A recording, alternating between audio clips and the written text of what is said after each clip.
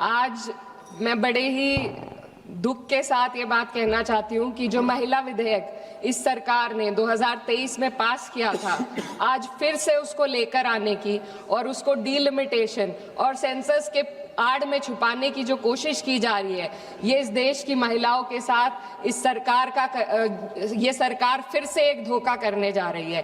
पहले 2034 में इन्होंने इसके इम्प्लीमेंटेशन को कहा, अब भी इनकी नीयत 2029 में इस बिल के इम्प्लीमेंटेशन की नहीं है।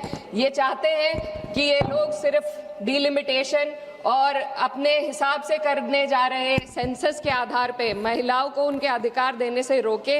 आज चिंता महिला आरक्षण की नहीं है। महिला आरक्षण बिल तो सर्वसहमति के साथ इसी सदन में 2023 में पास हो चुका है। चिंता इस बात की है कि आरक्षण की आड़ में मन मुताबिक डीलिमिटेशन से कैसे राजनीतिक लाभ उठाया जाए। माननीय अध्यक्ष महोदय, वर्ष 2023 में इसी सरकार ने देश को बताया था कि महिलाओं का आरक्षण केवल नई जनगणना और परिसमन के बाद ही लागू किया जा सकता है। इसे न्याय और सटीकता के लिए आवश्यक बताया गया, लेकिन अब मात्र 3 वर्षों के भीतर वही सरकार कह रही है कि नई जनगणना की कोई आवश्यकता नहीं है। इन 3 वर्षों में ऐसा क्या बदल गया? क्या संविधान बदल गया या सरकार की प्राथमिकताएं बदल गई? ये अचानक आई तत्परता महिलाओं के लिए नहीं है, बल्कि चुनावी लाभ के लिए है। पश्चिम बंगाल और तमिलनाडु जैसे राज्यों में चुनावी प्रक्रिया चल रही है, इसीलिए सरकार का यह बदलाव किसी ठोस बुनियाद पर आधारित नहीं, बल्कि शॉर्ट टर्म पॉलिटिकल माइलेज पर आधारित है। पहले कहा गया कि अपडेटेड आंकड़ों के बिना प्रतिनिधित्व अन्यायपूर्ण होगा, और आज उसी सिद्धांत को नजरअंदाज किया जा रहा है। ये और कुछ नहीं, सिर्फ और सिर्फ पॉलिटिकल अपॉर्चुनिज्म है।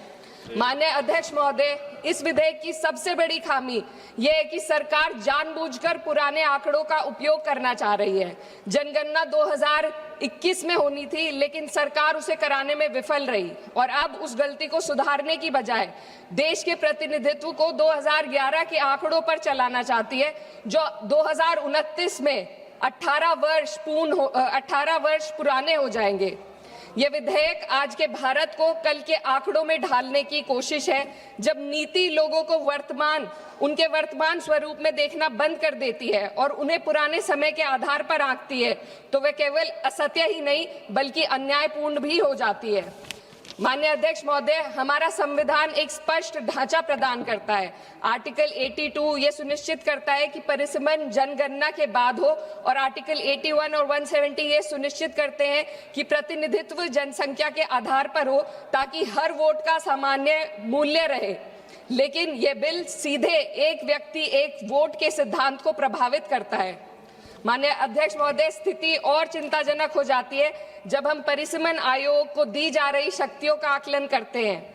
यह आयोग सीटों के आवंटन और निर्वाचन क्षेत्रों की सीमाएं दोनों का निर्णय करेगा, और सबसे महत्वपूर्ण बात यह है कि इस निर्णय को किसी भी न्यायालय में हम चुनौती नहीं दी जा सकती।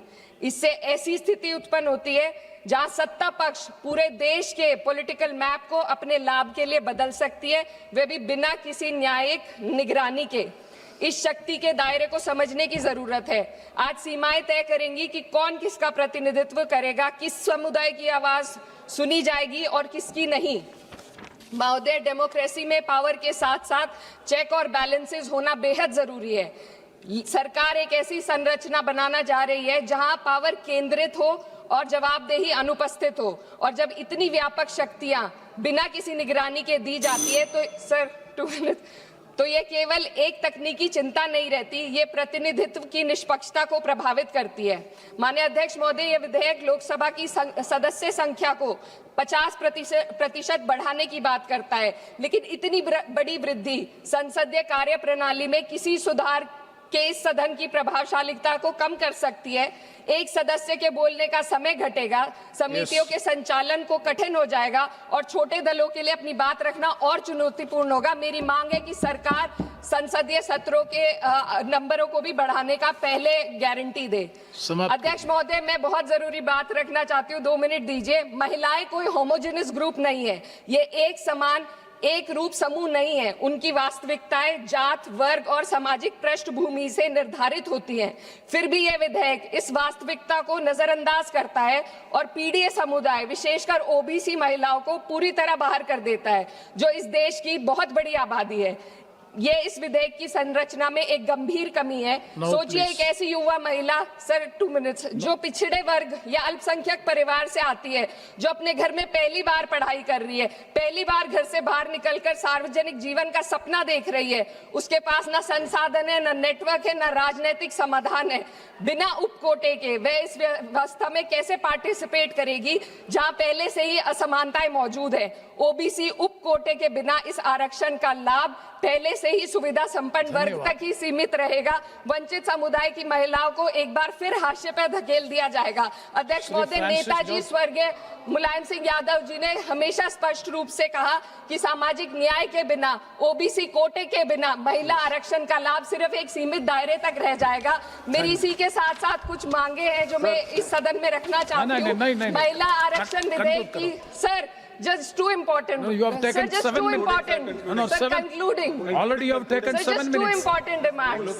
No, not you Sir, conclude just करो. two important demands. conclude करो ना. डिलिमिटेशन और जनगणना के आंकड़ों को महिला आरक्षण विधेयक के साथ कोई संबंध नहीं है। यदि सरकार महिलाओं के आरक्षण को जनसंख्या के आंकड़ों से जोड़ने पर तुली है, तो आधी आबादी जिसे कहते हैं, महिलाओं को उनकी जनसंख्या हिस्सेदारी के साथ 48 से 39% आरक्षण देने का काम करे।